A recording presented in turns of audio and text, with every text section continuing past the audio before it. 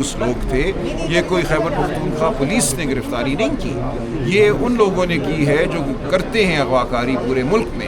تو وہ طاقت آپ جانتے ہیں کہ اس طاقت کو کسی صوبے کی پولیس نہیں روک سکتی، تو ہم اسی کے خلاف تو لڑ رہے ہیں۔ یہی تو انسانی حقوق کا بڑا معاملہ ہے کہ آپ میں کوئی بھی کسی لمحے اغوا ہو سکتا ہے۔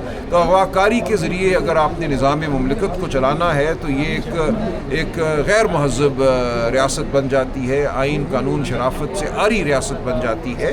ہم آئین قانون اور سب سے بڑھ کر شرافت کے لیے لڑ رہے ہیں۔ جو کچھ ہوا اس کی تفصیلات سامنے آئیں گی، لیکن آپ سرے دست FIR کو پڑھ لیجئے، تمام بات واضح ہو جاتی ہے۔ کیا آپ کو لگتا ہے کہ خیبر پختونخوا حکومت بھی ان کے سامنے بے بس ہے؟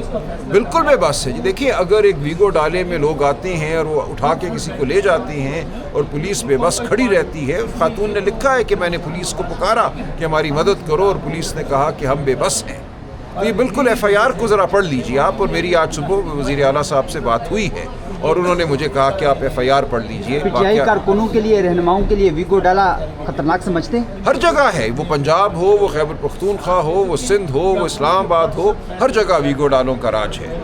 شکریہ جی۔ اچھا سلمان صاحب، جو ابھی ایمل ولی کے ساتھ ANP کے ساتھ بھی گورنمنٹ لگی ہوئی ہے اور ادھر پیپل پارٹی کے ساتھ، تو آپ کیا سمجھتے ہیں کہ یہ ڈسٹرکشن کرنے کے لیے یا واقعی میں کچھ اس طرح کی چیزیں چل رہی ہیں؟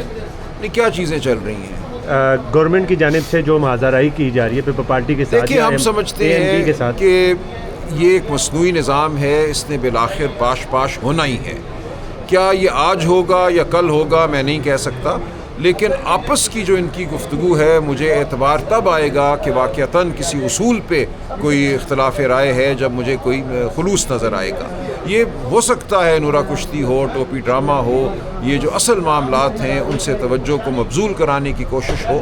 اصل معاملہ یہ ہے کہ اس ملک میں ویگو ڈالوں کا راج ہے، اس ملک میں آئین قانون اور شرافت کی پامالی ہے، عمران خان کے خلاف جھوٹے مقدمے چلائے جا رہے ہیں، جمہوریت کو سلب کیا گیا ہے۔ اصل معاملہ یہ ہے کہ ہماری معیشت جو ہے وہ بالکل منجمد ہے، تمام جو اہداف ہم نے رکھے تھے وہ حاصل نہیں ہو رہے۔ جو اعداد سامنے آ رہے ہیں وہ یہ بتاتے ہیں کہ اس ملک میں نہ سرمایہ کاری ہو رہی ہے، نہ اس ملک میں روزگار پیدا ہو رہی ہے۔ تو یہ تمام وہ معاملات ہیں جن سے اگر کوئی توجہ مبذول کرانا چاہتا ہے کسی نورا کشتی کے ذریعے تو وہ ناکام ہوگا۔ ہم کھڑے ہیں اپنی جگہ، ہماری نظر اصولوں پر بھی ہے، پاکستان کی معیشت پر بھی ہے، پاکستان کی عوام کی فلاح پر ہے اور ویگو ڈالوں پہ بھی ہے۔ سلمان راجہ صاحب، وزیر اعظم میاں محمد شہباز شریف صاحب اور field marshal chief of army staff Syed Asim Munir صاحب نے جس طرح کی مدنیات پیش کی ہے امریکی صدر ڈونلڈ ٹرمپ کے سامنے، اس پر آپ کا موقف کیا ہے؟ دیکھیے، پاکستان میں تو ایک بظاہر آئین اور قانون ہے نا، اس آئین اور قانون کے تحت معاملہ کرنا ہوگا۔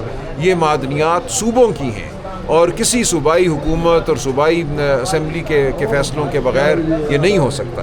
اسلام آباد کی حد تک مجھے نہیں پتا یہاں کوئی معدنیات ہیں یا نہیں ہیں، لیکن جن معدنیات کا ذکر ہوتا ہے وہ صوبوں کی ملکیت ہیں اور صوبائی قانون کے تحت ہی معاملہ ہوگا۔ تو یہ تمام معاملات میں سمجھتا ہوں وہ ہیں جن کے لیے ہم لڑ رہے ہیں۔ ہم آئین اور قانون کی بالادستی کے لیے ہی تو لڑ رہے ہیں۔ اگر آئین اور قانون نہیں ہے تو پھر پورا ملک بھیجا جا سکتا ہے۔ ایز اے قانوندان آرمی چیف جس طرح کے باہر کے ممالک کے دورے کر رہا ہے، کیا آئین پاکستان اس چیز کا اجازت دیتا ہے؟ دیکھیے، کچھ معاملات ایسے ہیں جن کی اجازت نہیں ہوتی، وہ معاملات ایسے ہیں جہاں جو حکومت ہے اس نے فیصلے کرنے ہوتے ہیں۔ تو ہمارا تو موقف یہ ہے کہ حکومت بھی مصنوعی ہے۔ تو اگر وزیر اعظم یہ سمجھتے ہیں کہ انہوں نے کسی افسر کو ساتھ لے کے جانا ہے تو سوال کیا جا سکتا ہے وزیر اعظم سے کہ اگر آپ واقعتاً وزیر اعظم ہیں تو آپ کو کیا ضرورت ہے کسی اور کی مدد کی۔ تو یہ ایک میں سمجھتا ہوں